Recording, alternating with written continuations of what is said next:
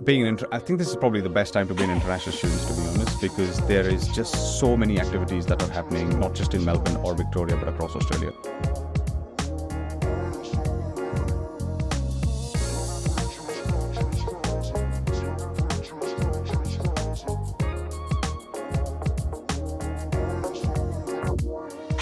Welcome to IDP Real Talk, where we discuss real stories, real experiences, and what it's really like to be living in Australia. Today I have with me the amazing Lalith. Welcome to the podcast, Lalith. Hello, Prachi. Lovely to be here. I'm really excited to have you on because we've been trying to get you on. The first season didn't happen, but I'm glad that you're here. We have a lot of conversation that needs to happen around budget-friendly tips for students because I know that's one of the most frequently asked questions. And then we're going to talk about a little bit about Thrive because students need to know the amazing programs that we have as well. Jumping right in, before we do, tell us a little bit about yourself and your work in the international education space. Thanks, Prachi. My name is Lalith Soni. I've been in Australia for just over 15 years now, and I worked at IDP Education. I've done several roles within the business. I started off being a counselor, so I did a lot of work working with international students directly, counseling them about their study options, visa options, and helping them through their career and study journey. I was also an international student myself, so I could totally relate on the challenges and all the amazing experiences an international student can potentially have. So my current role is the head of destination, and I also manage a program called Arrive and Thrive, which we can talk a little bit more a bit later today. Amazing. So just going back, you were an IDP counselor back in India. I was, yes. Awesome. And then you came to Australia. When was that as an international student yourself? Yeah, so this was back in 2008, actually. So I graduated in 2006 from my university, and I was working part-time at IDP back in Chennai in India. I went in because I got a job in another company, and I went back to IDP and said, look, could you just write me a recommendation letter because of the work I've done with IDP? That would be really helpful for me to in my new workplace. And I remember the conversation that I had with my boss back then, and it was a 15-minute chat that changed my life. She said, look, you want to go and study abroad at some point in your life. Why don't you just continue working at IDP? I'm like, actually, yeah, that makes total sense. So that's where I started my journey at IDP Education. This was back in 2006. Worked for a couple of years with that office in Chennai. Then I moved to study in Australia in 2008. So I've kind of worked in IDP being an offshore counselor, then have been an international student myself, and then I've started working with IDP in Australia. So I've kind of done the full circle. Wow, that is absolutely what you say, a full circle. And 15 years is a long time. So I feel like you having that experience as an international student yourself are the right person to talk about budget-friendly tips. So I'm diving right in. So what do you think are some of the biggest budget challenges that students face in Australia? If I were to reflect back on my journey when I was a student myself, obviously it is challenging, right? It's always a challenging experience to be an international student where you're leaving your home country, moving into a new country altogether. You don't really have a lot of friends. Things were different. When I moved here to things right now, you have a lot more technology that sort of enables you and helps you before you even start your journey in coming into the country. But I remember back in the days, there weren't enough support and services available for moving to a new country, I suppose. IDP Education really did help us in terms of settling into the new country when I moved. But lot has changed since. Some of the things that really, for me, initially when I moved to Australia, I had very limited friends. I didn't know a whole lot of people. I didn't have a lot of money back then. So money is always a challenge, right? So I've obviously learned the hard way. But it was, when I reflect back, I think some of the things that I've learned through my experience of being an international student has made me who I am today. So if you were to talk about providing budget-friendly tips, I usually start with having a savings goal, right? So not that you're saving a lot of money as an international student because you've got a lot of, you've got to pay your tuition fee, you've got your living expenses, your accommodation, and then you've got to balance between your part-time job too, right? So there's a couple of things that I used to do is obviously have a budget template. So it's a very simple tool that you can either build yourself on your PC, or You can just Google it now. It's so much more easier now than it was back in the days. And really just stick to that. I think discipline is so important because at the end of the day, it's your money, right? You've got to be wise with your money. And if you're not wise with your money, then you're slowly but surely going to go into debt, right? Absolutely. I know accommodation is a big one for students, and it has been for a while. I was wondering, what do you think students can do when it comes to accommodation? I mean, one is definitely, being in a share house, for instance. I think that's a good option for students where they can have other friends or peers join them, and then they can split the rent. That's a good way of doing it. But in terms of accommodation and transport, what are some of the key things that they could focus on when it comes to budget? Yeah, accommodation is one of your biggest expense, I suppose, as an international student after your tuition fee. So reflecting back in my experience, Facebook wasn't that prevalent. It was just slowly coming up. But I think there's just so many opportunities now in terms of accommodation. So you've got obviously your university accommodation, but not everyone can afford that. If you are choosing Australia as a destination or any destination for that matter, there's just so much information and access available for you to start looking at opportunities or accommodation options before you even start coming in. Mm-hmm. I lived in a 3-bedder apartment, and I had 5 of us. We were actually sharing that space between 5 of us. And for us, it was just about making sure we have the discipline of, being the right housemate in the household. It's never easy to share accommodation with other people, especially, when you come with backgrounds where you've lived with big families and you're suddenly now having to do everything on your own. So choosing your housemate is very important. There's a lot of responsibilities that actually come with choosing the right housemate, or even just living in a household where you're sharing accommodation. Yeah. You've got to share your bills. You've got to make sure you take the bins out. You've got to keep the house clean. So there is a shared responsibilities with everyone. In terms of being budget friendly, I think sharing accommodation is definitely one way to look at it, but it also has a lot of rewarding experience. For me, the biggest takeaway was my housemates are still some of my best friends, and those are some of the experience that you cannot replace with. But sometimes it could also go the other way around, right? So it's about just creating a discipline and maybe a chart, right? Like who's responsible for what in that household. And building that relationship with your housemate is also quite important. Sometimes people sort of just be in their own rooms, do their own thing. But look, you're here for an experience. You have to make the most out of it, right? And you can start with your housemates because you live with them. Absolutely. That's such a good point. And with accommodation, I think shout out to our IDP international students and living in Australia Facebook community.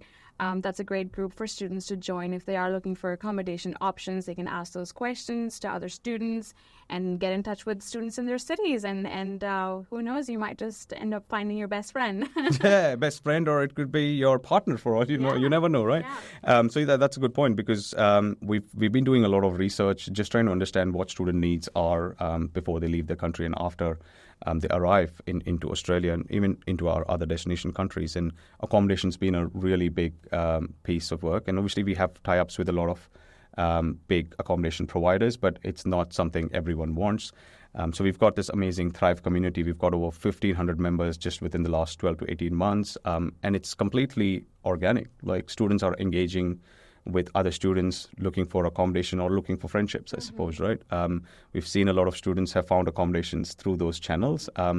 And we try and obviously keep that as a moderated community. So it's, obviously there's a lot of scams and spams that are happening.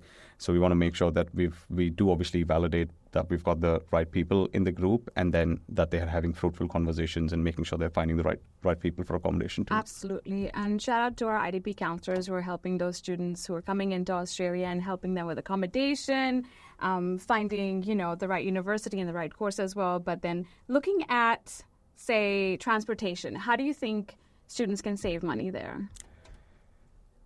Cost of living is increasing, right? And transportation is something that is inevitable. You've got to commute from A to B, and especially if you live in shared accommodation, your uni could be at a fairly, fair distance, and then you've got a job that you have to go to. So transportation plays a very important role.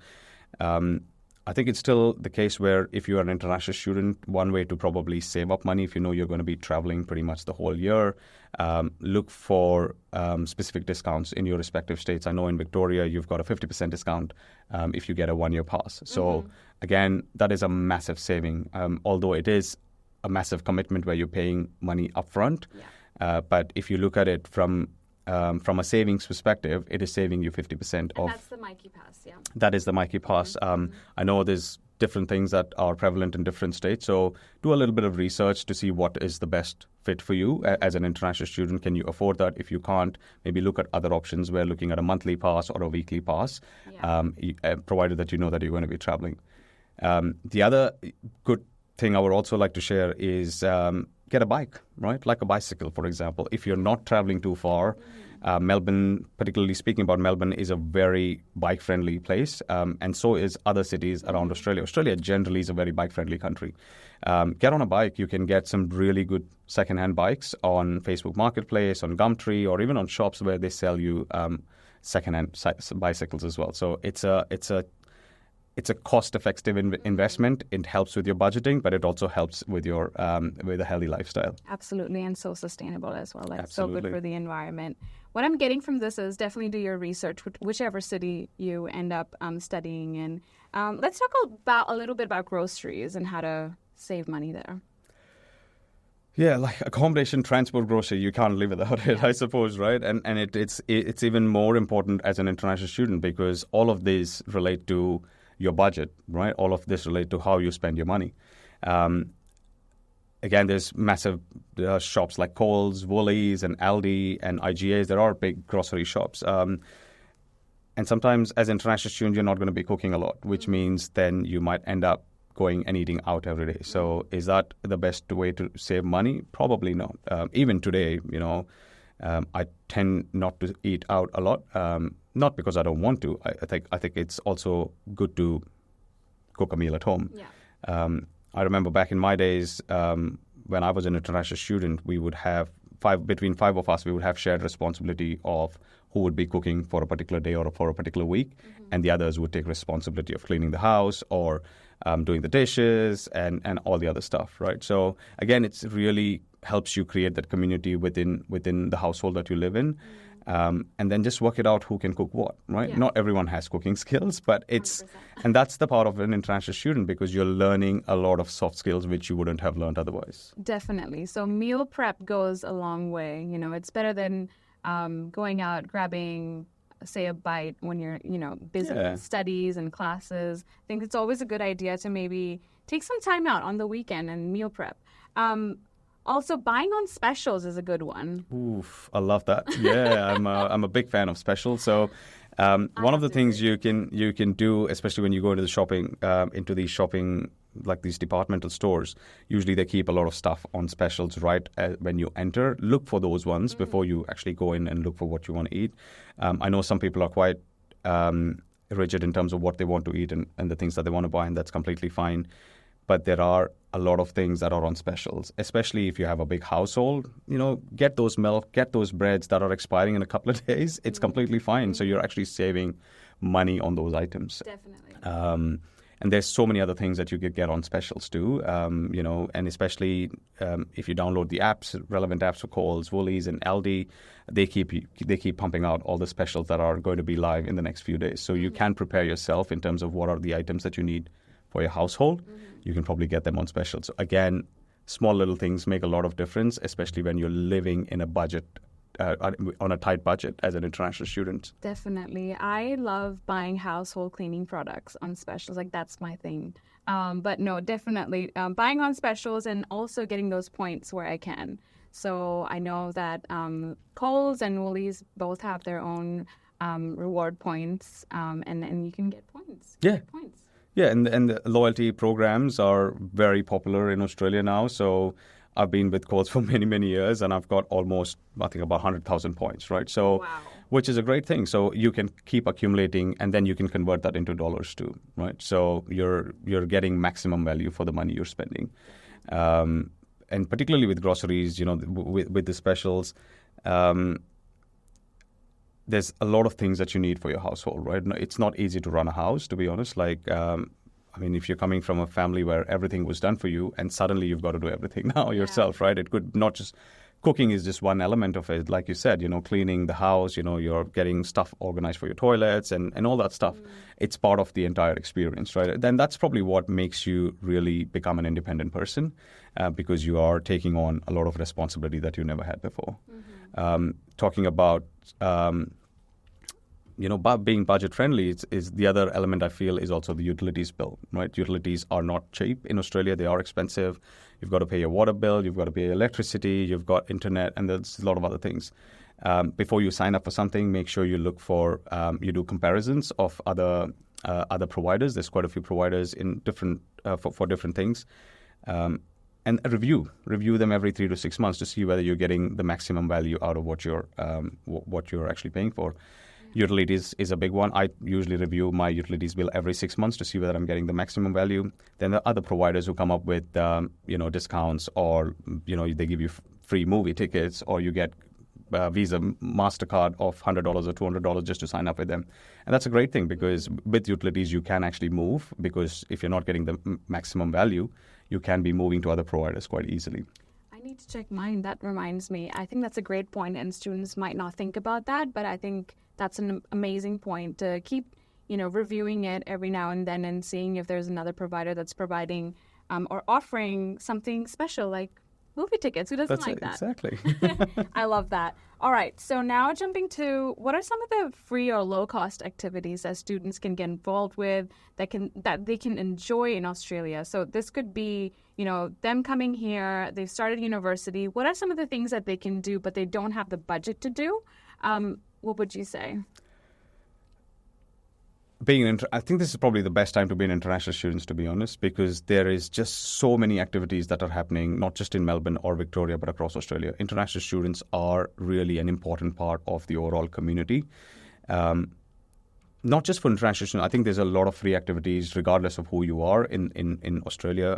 You've got all these amazing beaches. You've got parks that you could go to. You can go for a hike. And they're not very far away from where you live. Usually you always have good access to the beaches. So I would encourage people to go for a walk or even for a bike ride for that matter. But in terms of activities, I know Study Melbourne, Study Perth, Study Sydney, Study Adelaide, they all sort of organize a lot of free activities, particularly for international students. And it's not just once off.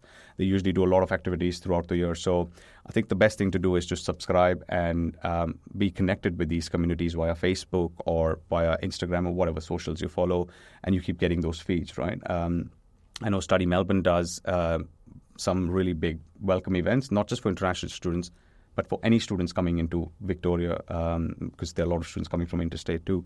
And they host this massive welcome event with a lot of free activities for free prizes and things like that. And that happens twice a year. I've been part of that leadership committee many years ago as part of the with Study Melbourne, and I had an amazing experience. So there's a lot of things you can get involved, and in fact, there's like you mentioned, there's a lot of things that you don't actually have to pay for either. You just need to find what they are, and also see whether you connect with those activities. Right, that's really important. Yeah, absolutely. I remember when I came to study here, which was, it seems like a long time, but not, fairly a few years ago. The first place that I could actually find these activities was like a newsletter, like a university newsletter. So you go on there and scout out what you like. So I ended up going to this startup networking event, which had amazing food and drinks as well. So free event. I think that universities host a lot of good events. That's a really good one. Having said that, like you mentioned, I think the government is doing a great job with like Study Melbourne, for instance, but also, we host a lot of free events as well. Like IDP is doing some amazing work. Would you like to add on that? Yeah, absolutely. I think just the other thing that came to my mind was like there's also a lot of apps where you can access flash discounts on food particularly. So there's an app that I use. It's called Eat Club. And usually when I need to eat out for lunch, I usually just look if there's any deals around my area. And you can actually get a 30 to 40% discount on the food that you might probably want to eat. And that's a really big one. Shout out to Eat Club. Shout out to Eat Club. I love your app. IDP has been doing a lot of work. We've been trying to create programs that are for the students and by the students. So some of the activities that we've been doing every semester is welcoming our students into Australia, and we host a series of welcome events across the year. So we've got a couple of welcome events that happens twice a year. My favorite one is the one that goes to Great Ocean Road. Like, that is scenic and iconic, so Aussie, and I feel like it's on everybody's bucket list. It's something you can never get enough of, right? Yeah. I feel when I was a counselor back in my days at IDP as a counselor, I feel like I've done that trip more than 15 times, and that's something that I do every time I have a visitor from home or from any of my friends who visit. That's one place I usually take them. I can never get enough of that place. Have to go. And that's something we organize for a very low cost. IDP does organize these trips, so welcome. So you've got snow trips, you've got Great Ocean Road, you've got cruises, I've got lunches. We have all these networking activities that we do with our students, and it's run by a lot of our volunteering students and also from our IDP team. So it's a great way to stay connected. So I would definitely encourage people to sign up to our Thrive newsletter, which I know you want to talk about a bit later. But yeah, just stay connected. In fact, IDP does a lot of activities, and if you feel like there's more we should be doing, let us know. We are more than happy to keep engaging with our students to make sure we create activities that are more relevant to them and we have higher participation of them. Absolutely. I feel like students listening to this episode should go to our IDP Instagram page, IDPAUS, and tell us what they think, what they want us to do. But also, I didn't even know that IDP did events like this when I came here. But I'm so happy to see that more and more students are discovering our events and activities. We've covered quite a few things, but I also want to talk to you about how do students earn extra money? They're studying full-time. How do you think they can earn extra money while they're studying? Again, when I reflect my days, you have to go through a rigorous interview process to obviously, go through a job, even to get a job at a convenience store, for example. It was not easy. I feel there's a lot more opportunities now for international students, particularly obviously with the gig economy. You've got, get on a bike, do a food delivery. You've got Uber. So there's a lot of those opportunities that are available for students now to sign up. But then there's, generally speaking, there's one thing that I noticed that didn't exist when I was an international student is also looking at your financial institutions that you bank with. I've noticed that there are some financial institutions allow you to get interest rate or get you interest on the money that you're saving. I'm not saying international students always have a lot of money that they've saved, but there are quite a few. ANZ Plus is a good example of it. Even if you have $100 saved in that app, you get up to 4 to 5% of interest. So that's almost $5 every month that you're getting from the bank automatically. Gives you a loaf of bread or a coffee or a free coffee, I suppose, on the bank. So I think it's important that if you've got money saved in your bank, let the money do the work for you rather than the other way around. So look for these apps that will automatically give you those interest rates, right? Just going back to your point on, just in terms of making extra money. Obviously, if you can get a decent part-time job, is probably the best way to start with. And I know not everyone probably wants to work, right? You probably know this better than I do. There's all these amazing influencer work that happens on social media. Find a passion that you're really good at, right? And see if you can become an influencer on social media. It is a hard slog. It's not something that you can get onto it easily. But I know so many international students, not just in Australia, but all over the world, are doing an amazing job in just talking about things that they love, and they are making content out of it. So if you feel like you've got the time, you can balance your household, and you can balance your uni, this is probably a really good opportunity. But again, not everyone's camera friendly. I'm not a camera friendly person. I don't even know how to make reels, right? But there are a lot of opportunities. Connect with your university. There are universities that help you with part-time jobs. People are not going to come to you. You've got to make that effort. A lot of networking opportunities are available in Australia through your university. In fact, we organize a lot of networking activities at IDP Education, not just to make friends, but also connect you with professional organization. Yeah. One of the things that I used to always tell students, particularly the ones who are in your IT, engineering, business, health sciences, connect with your professional organization. So, for example, Australian Computer Society, if you're an IT graduate, Engineers Australia, if you're studying in engineering, sign up for their newsletter and their networking activities. And you never know, you might actually find your next employer through those networking organizations. Absolutely. I actually love that you mentioned networking because that is so huge in Australia. I feel like if you know the right people, you're definitely going to you're bound to find an opportunity that comes your way.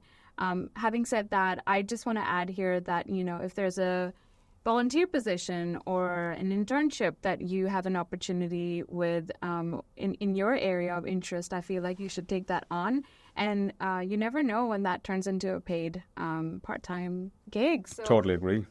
that's one thing. I want to talk about Thrive program now. I know that we have discussed what benefits it has for students. I just want to get students to understand a little bit of a background about the Thrive program.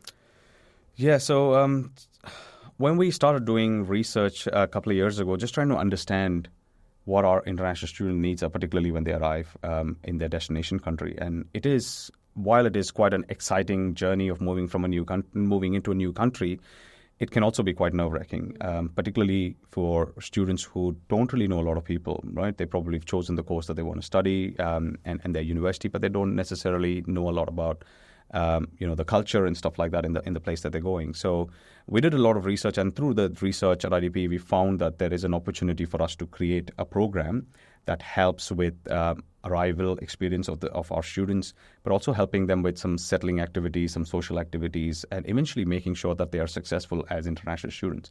And this is probably where we formed this Thrive program.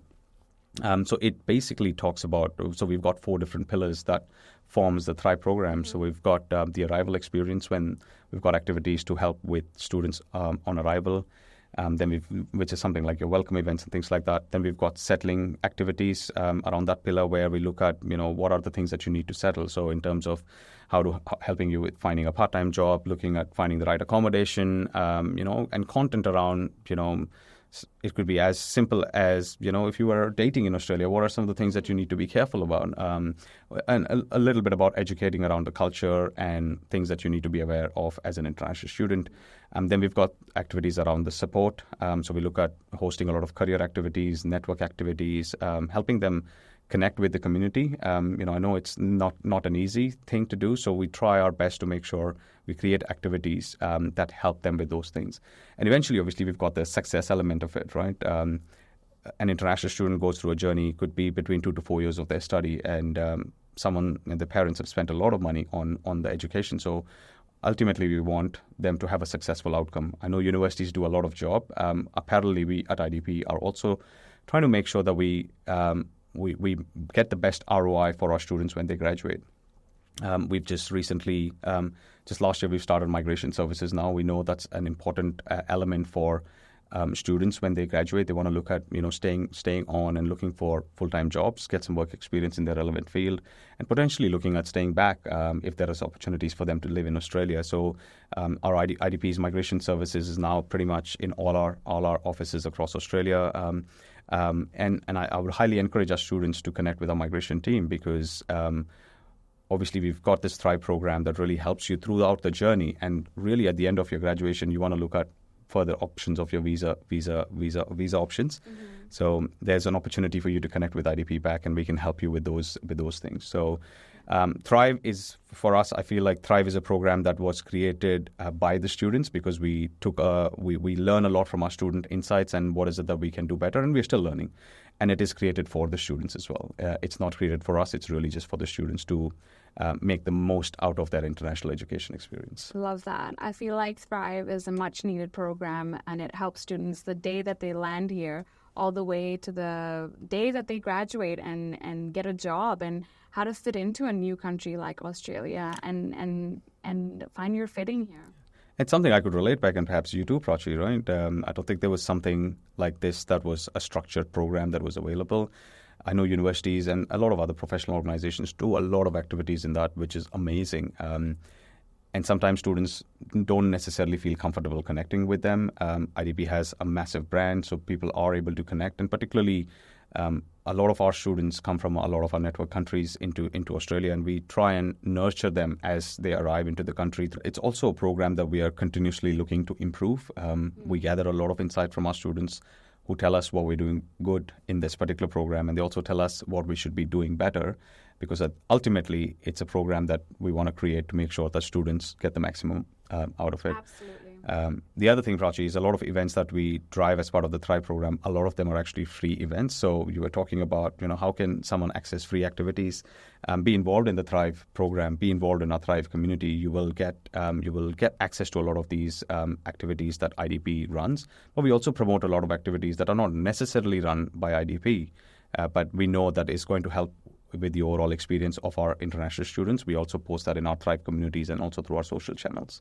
Absolutely. And having you on this episode, I really want to hear from students having gone to one of these events and what their experience is like. And I keep seeing them tag us on social media and their amazing photos. I really want to hear from them. So definitely do tell me what you think about this episode, guys. How can students access the Thrive program? Like, I've just landed as an international student. I've just landed here. How do you think I can get access to this amazing program? If you're an IDP student, then you will automatically get access to it through our nurturing journey. You will have access to it through our automation journeys. You will be connected as you can come into your destination. But if you're not an IDP student, that's completely fine too. You can jump on our socials on IDP AUS or IDP AUS on our socials. Or you can just look up for IDP Thrive program on Google. You should be able to sign up for it pretty much straight away. Love that. So easy to be a part of this amazing program. Just to make another point, IDP Thrive program has three things. So we obviously have a lot of Thrive events. So once you sign up, you get access to all the Thrive events. You can sign up for the Thrive events, and you can also register for those Thrive events as and when they happen. Then obviously we've got the Thrive community. Thrive community is all about student-driven content where students are engaging with each other on different topics of being an international student, whether it's accommodation, whether it's part-time jobs and things like that. That community is also growing. We are also working on Thrive Rewards now. So Thrive Rewards, ultimately, we want to make sure that students are getting a lot more value out of joining with the Thrive program. So I'm excited about Thrive Rewards. Exactly, because you were talking about, where are some of the good discounts and exclusive rewards that you can get. Obviously, there's a lot of other platforms that do that. We are sort of working on building rewards that are relevant to international students. So stay tuned. Once we have more information and once you've signed up to Thrive, you will get access to those Thrive rewards in the coming months. I love that. I think we've covered so much about the Thrive program, and it's just such an exciting program to be a part of, especially for an international student. Amazing. We've covered so much. My last question, just wrapping up the episode, what is the single piece of advice that you would give an international student listening to this episode and who's new to the country? What is the single piece of advice that they would want to get out of this episode? What you would recommend? I'd probably say it's your experience. Live it your way, right? Don't look at what other people are doing. Their experience is different to yours. Your experience is unique to yourself. See what is it that you want to get out of this experience, right? When I look back on my international student journey, obviously there were a lot of challenging times that I had, but also when I reflect, a lot of those challenging times made me the person that I am today. So don't feel disheartened if things are not going your way, and you will have those situations, but it's okay. It's okay to be that way. Just try and make sure you learn from that experience. When you look back, 2, 3, 5, 10 years, you will definitely you'll actually appreciate the experience that you had, right? So, just make it's your experience. It's unique. Make it your own way. Yeah. That's beautiful. Well, thank you so much for all the advice and recommendations that you've had on this episode, Lalith. Thank you so much for being on it, and I can't wait to hear what students have to say. Thank you for having me, Prachi. I really loved being here.